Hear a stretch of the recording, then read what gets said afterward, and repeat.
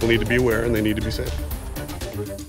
Also tonight, runners and walkers at Brackenridge Park remain on high alert after a man was discovered there hiding inside the bushes. Now, a man walking his dog says he was frightened by a stranger who popped out of nowhere, covered from head to toe. Eyewitness News reporter Henry Ramos spoke with this man, this witness, who has a warning tonight about his close encounter. Earlier today, we took a stroll with Alexander Hutchinson, who walked us through this scary encounter.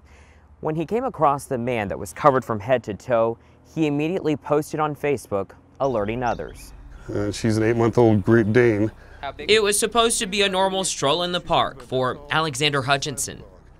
And I was letting her walk me along, basically take me where she wants to take to sniff. Walking the dog, listening to music, glued to his phone. And then we got to a spot where we stood there for a good 30 seconds. And all of a sudden, the walk took a terrifying turn. And then I looked up and a guy was standing 2 feet in front of me. Now, let's take a closer look at where it all happened. And he must have been behind this bush, or so he walked around and he stopped right in front of me.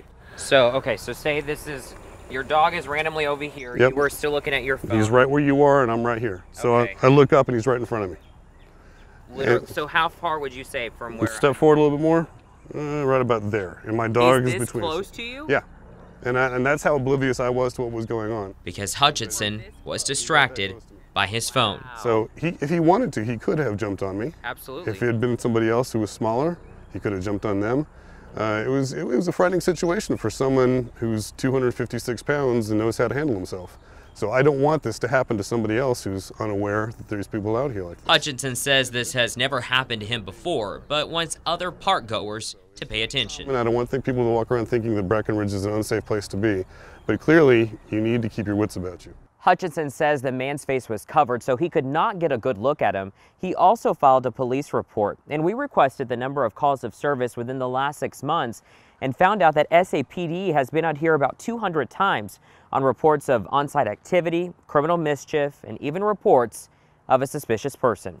Reporting from Brackenridge Park, Henry Ramos, KENS 5, Eyewitness News.